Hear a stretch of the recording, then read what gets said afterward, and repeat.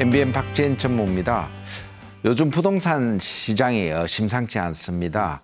수도권 중심으로 부동산 가격도 떨어지고 전세값도 하락을 하고 있습니다. 특히 이제 서울의 이제 강북이나 강남에 좀 과도하게 많이 올랐던 지역의 가격 떨어지는 거품이 꺼지는 징후가 아니냐 그런 이야기도 나오고 있습니다. 오랜만에 고종환 원장님 나오셨습니다. 안녕하십니까? 네, 안녕하십니까? 고종환입니다. 올해가 그 부동산 시장의 하나의 이제 뱅복점이 되지 않느냐 그렇죠. 그런 건데 한번 최근 부동산 시장 흐름에 대해서 한번 좀 짚어주시면. 네, 앞서 박정무님께서 이제 수도권이 이제 좀 하락 조짐이 나타난다고 그러셨잖아요. 근데 우선 이제 지방을 놓고 보면 이미 1, 2년 전부터 지방은 하락 국면에 이미 접어들었다. 이제 가장 좀 블링블링했다고 여겨지는 부산 해운대구마저도 이제 1, 2억씩 가격이 떨어지는 현상이 나타나고 있어서 지방은 이제 확실하게 하락세에 접어들었다 볼 수 있고, 그리고 이제 수도권 같은 경우가 이제 좀 부동산 경기가 살아 있었는데 수도권도 지난주부터 좀 급변하고 있다라고 보여집니다. 두 가지 측면인데요. 매매 시장에 그 약간 선행하는 거래량이 경기도 같은 경우에는 최고 거래량에 비해서 거의 절반 이하로 줄어들었어요. 이제 거래 절벽 이런 얘기도 나오고 있고요.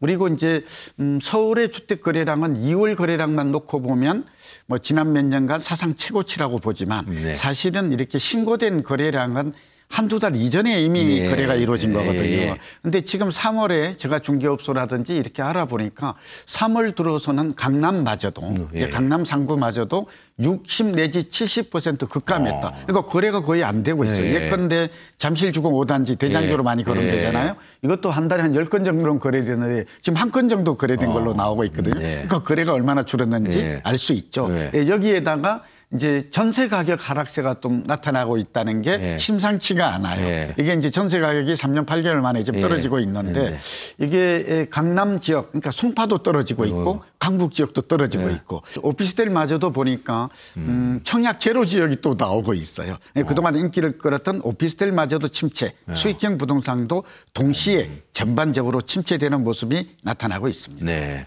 특히 그 이제 재건축 아파트 그 규제 이후에 그 재건축 아파트 시세가 많이 꺾이고 있는 것 같은데 그 안전 진단 강화라든지 그렇죠. 그런 게 분위기를 부담금 폭탄. 지금 이제 재건축이 가장 문제였잖아요. 이게 이제 가늠자 역할을 한 데다가 선행 역할을 한 것인데 재건축 시장도 지난주부터 이제 확실히 꺾이고 있습니다. 어떻게 꺾이고 있느냐? 이제 정부가 안전 진단 강화 카드를 낸 게 사실은 약발이 먹힌 것 같아요. 그 전에 이제 이미 부담금 폭탄 예고를 했었잖아요. 5월 되면은 부담금 예고가 지금 통지서가 나갑니다. 이걸 이제 숨죽이고 있어요. 재건축 시장은 사실상 올수톱이 된 것이죠.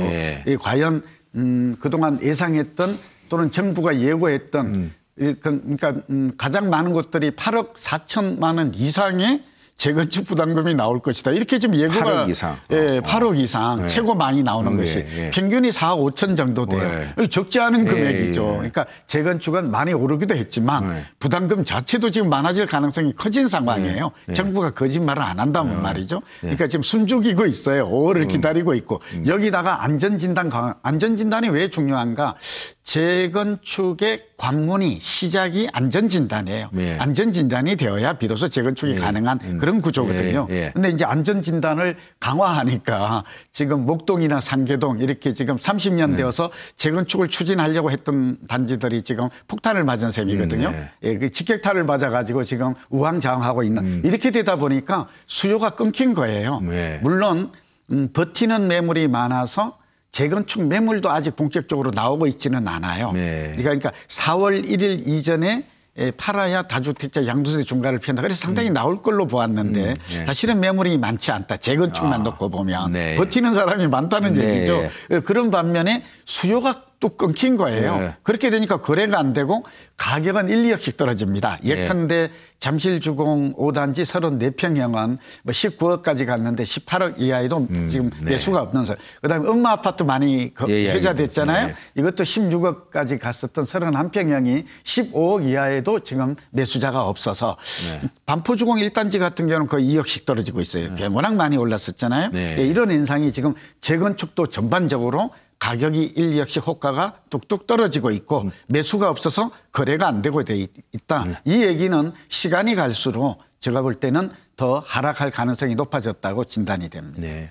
그러다 보니까 이제 투자자 관심이 이제 재건축보다는 이제 분양 시장, 뭐 건축 청약 시장으로 많이 눈을 돌리고 있는 것 같은데. 그렇죠. 그래서 분양 시장이 뭐 당첨만 되면 로또라는 그런 이야기가 있고 그러던 특히 뭐 서초, 우성, 가천 뭐 몇 개 지역에 개포 팔단지 네. 관심이 높던데. 그건 뒤에 어떻습니까? 지자이 뭐 나오는데 우선 그 두 가지 얘기를 먼저 하고 싶어요.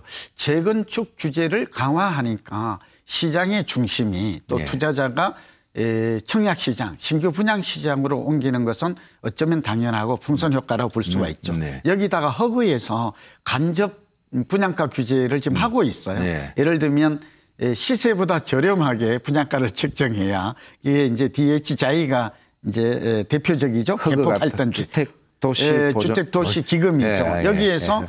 지금 현재 분양 보증 업무를 하고 있잖아요. 그런데 이 분양 보증을 거절을 할 수도 있거든요. 예. 그러니까 분양 보증의 조건으로 분양가 심사를 사실상 정부를 대신해서 하고 있는 셈인 거예요. 그런데 여기서 이번에 이제 개포 8단지 하는 DH자이 같은 경우에는 보니까 평균 4,160만 원 정도로 분양가가 정해진 것이죠. 예. 네, 그런데 주변에 삼성 레미안 주변의 분양권 가격이 프리미엄이 붙어서 한 5천만 원 정도를 해요. 5천만. 그렇게 되다 보니까 시세 차익이 좀 날 수 있죠. 네, 한 4, 5억 정도에서 한 이렇게 예상이 되는 걸로 지금 추정이 돼요.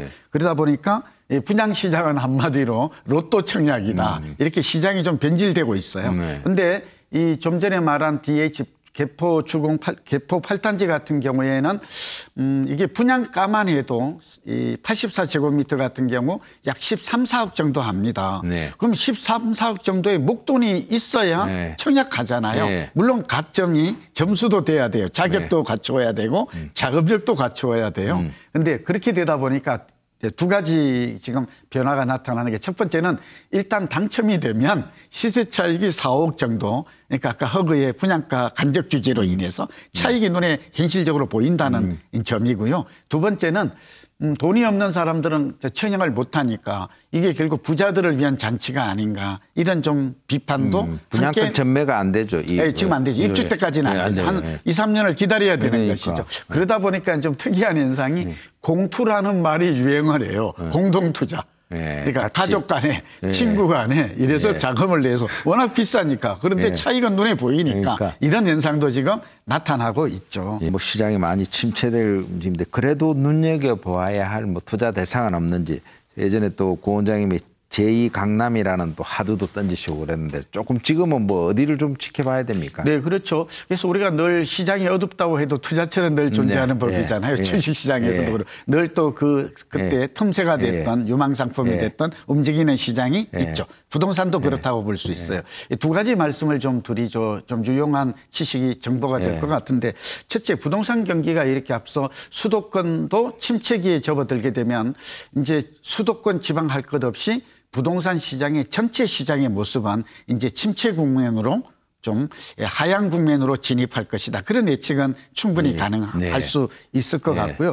두 번째는 부동산 경기가 좋았을 때 뜨는 소위 호황기에 강한 부동산이 있고 또 부동산이 안 좋을 때 그러니까 불황기에 뜨는 부동산이 존재해요. 예컨대 호황기에는 재건축이나 대형이나 이런 것들이 뜨죠. 그리고 강남이 뜨죠. 그러나 이제 불황기가 오면 비강남의 도심권에 소형의 저가에 이런 부동산이 그러니까 작고 가벼운 부동산이 뜨는 경우가 참 많아요. 이 부분도 알아두시면 우선 도움이 되고요. 두 번째는 아파트에 대한 규제가 굉장히 많잖아요. 그러니까 비아파트로 이동을 해요. 그러니까 강남에 이제 규제가 많으니까 비강남으로 갔는데 사실은 강북마저도 재개발이나 뉴타운마저도 한남 뉴타운이 대표적이죠. 토지 가격이 3.3제곱미터당 1억 원을 돌파했어요. 이건 결코 강남 못지않게 거품이 있다. 결코 싸지 않다라는 점을 알 수 있죠. 이제 강북 지역도 이제 웬만한 지역은 절대 저평가되어 있지 않다라는 거.